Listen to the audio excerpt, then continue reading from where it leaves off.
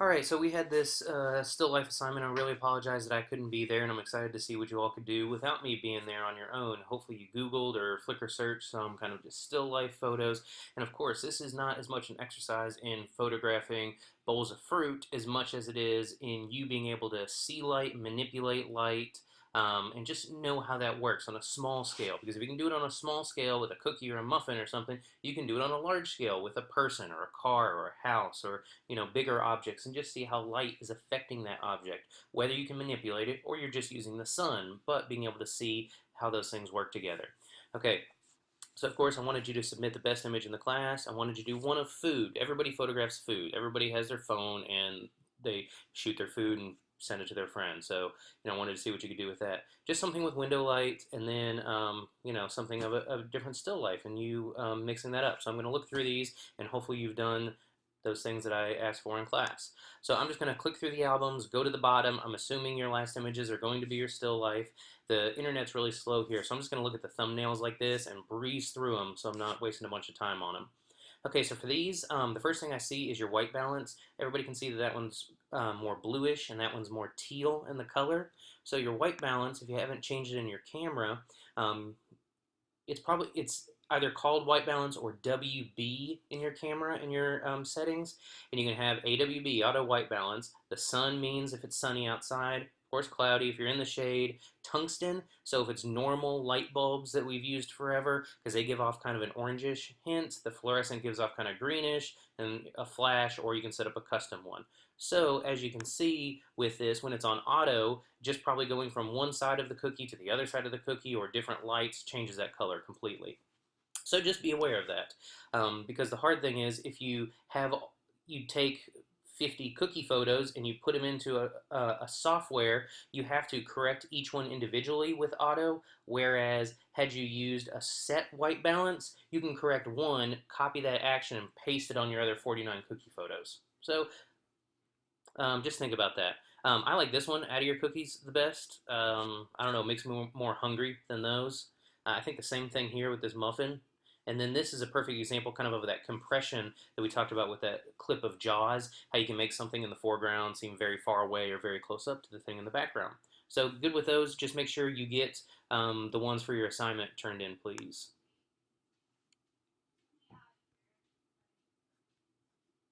So these are Richie's photos. Interesting find in the classroom, I guess. That, of course, is very, very sharp, against that. The scale of that one works really well. I wish that guy looked a little bit more alive, but yeah, that cupcake looks massive compared to that thing, so that's an interesting way to do it. I saw somebody else with the books in the background, and I was just wondering about the choice of that with that background. To me, it looks a little busy, but of course, if there's story with the books that are adding to this sort of thing, like this is all you get to eat while you're studying for your finals or something, that definitely works. And I hope you also tried, with the muffin in the foreground in focus and the grapes out of focus. And, obviously you must have liked this one better. I wish that just wasn't cut off there. Since you can see a little bit above that one, I wish you could see a little bit below that one too.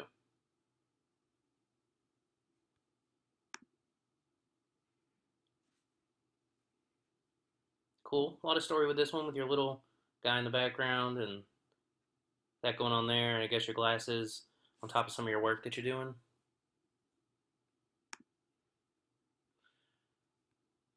The only thing with this one, the color, again, like that white balance, it's a little yellow. So if you use that tungsten white balance, it'll put it more proper. At first, I thought this was a reflection. It looked really cool. That was a reflection of the sunglasses of that guy. But yeah, good job framing him. Very interesting way to do cereal. I like the whole setup.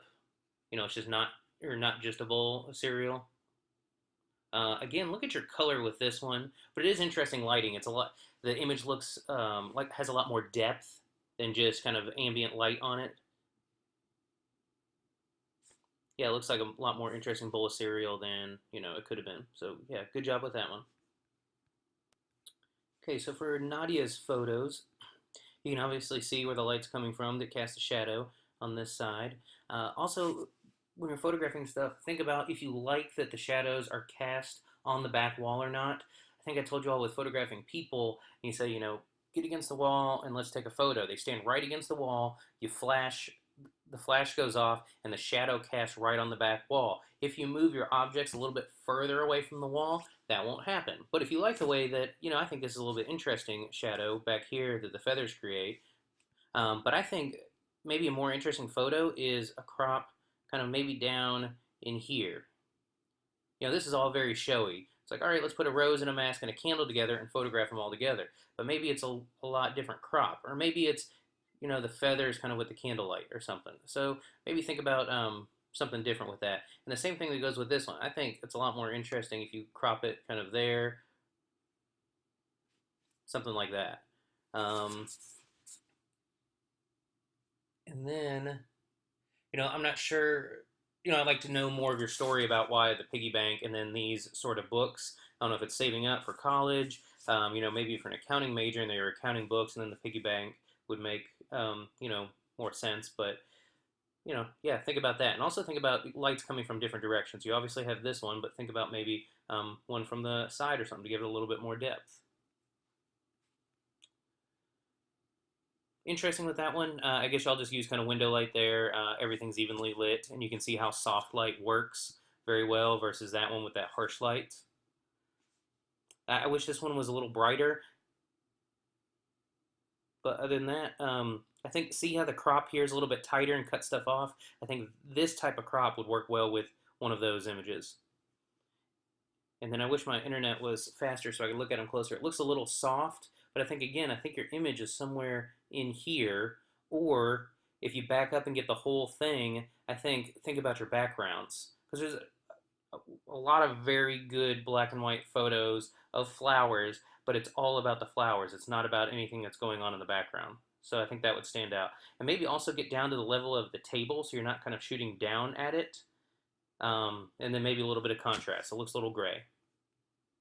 So James's photos, make sure you're continuing the assignment and turning in the rest of the ones. It seems like for these three, you use flash in all of them. You can just tell because kind of the harsh light, they look a little bit flat. But of course, with using flash inside, it is very much a stylistic choice. It is kind of a harsh light.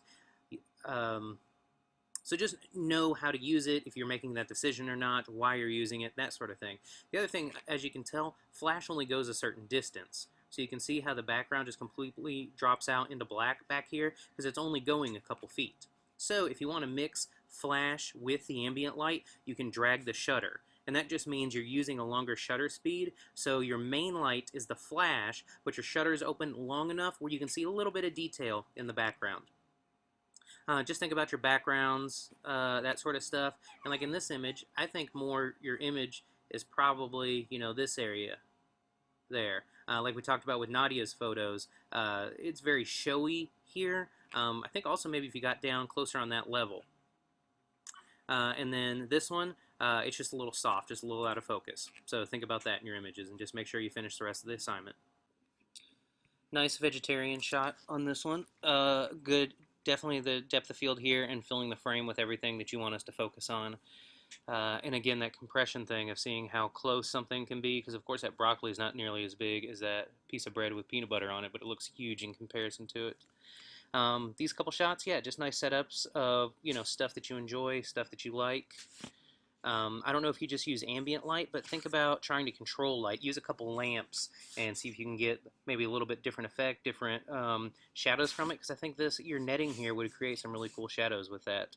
And then in your image here, as well as down here, that white is really, really blown out, and then some of the blacks completely disappear. So it's just kind of hard to see what that is. I don't know if it's the sun coming in or something, but just know how to manage. And it's just hard with black and white because they are so different and the light hits them completely differently. So you could expose for the white, well, that would be completely black. If you expose for the black, that gets completely blown out. So you kind of have to find a middle ground, and sometimes it's really hard. It's the same with if you're photographing someone with very, very light skin tones, very pale person wearing a black dress, or if you're photographing someone that's very dark complexion wearing a white dress or shirt or something. It's hard because our eyes see things differently, of course, than the cameras do. So just think about that. I think out of your two cupcake ones, this is my favorite, and you can see just how the light hits it just in this place and then kind of drops off. So even though the background might have been very, very busy you could have it at anything in the background, but because you're exposing for the light that's right here, we don't care what's in the background. And you can do this by just turning off the lights in your room and hitting the light on a certain part of it. Or if your light is bright enough, it's so bright here, it the exposure is a lot more than back here. Your lights could even be on in your room. I've done that before. Use flashing at the very highest level. Like I've done it in the gym. Gym lights have been on before, but because it's so much brighter than the gym just completely goes black like that. So yeah, good job with those. Maybe just if you have some time, rethink a couple of these, switch it up just a little bit, and maybe, I mean, it's good crops on these because you're filling the frame with it, but maybe again, it really is a little bit tighter crop. A little bit of the laces, the ball, the net, something like that. Or maybe here where it's just a little bit of color, you get the Nike swoosh, and then up, you know, if we don't need this extra space. Good job on those.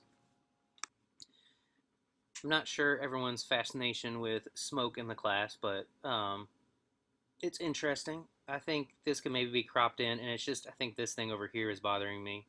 But maybe in a little bit like that. Maybe in black and white, if you haven't tried that yet.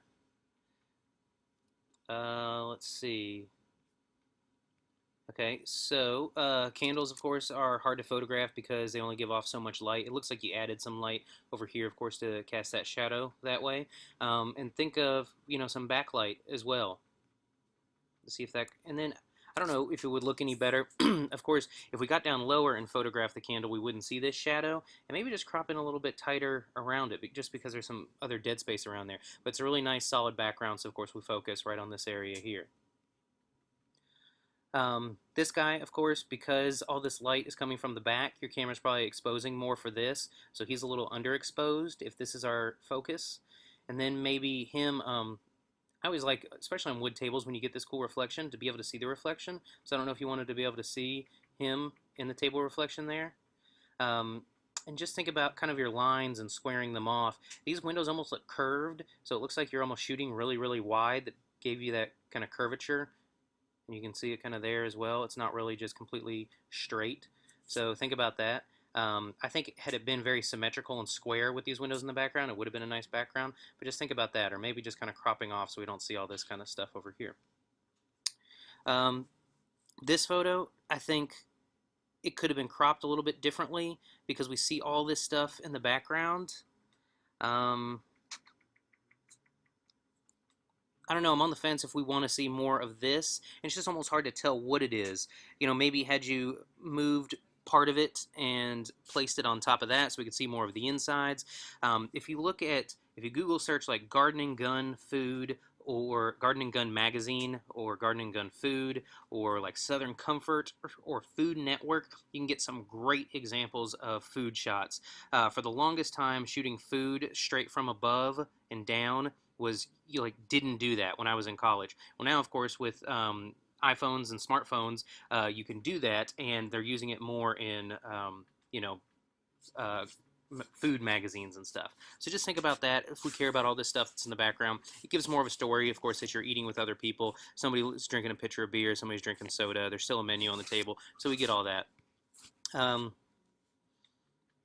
just wish this one was a little bit brighter and maybe just crop in a hair, you know, underneath it. It's really all about Richie's eyes, you know, staring down that muffin. Okay, Caitlin, so on your photos, I like this cookie one a lot, and especially the depth of field that's here. When you're doing still lifes or kind of product shots, always be aware of course, your backgrounds. And this line, of course, is created because the table is running into the wall right here. So something you can try is if you have some paper or a sheet or something, start it way down here, and then, you know, take it back and then tape it onto the wall, and then it'll just be kind of like an infinity wall where you don't even see the background. Between this one and this one, my personal favorite is the black and white one. Out of the two, great depth of field, and, you know, the background is solid and everything, a lot of story going on with that one. And like the other people's with that kind of tighter crop, you did exactly kind of what I was talking about. It's not like this one, it's not just a pepper, you're picking an interesting point of the pepper. I think that one might be pretty interesting in black and white as well, but that green color pops really nicely.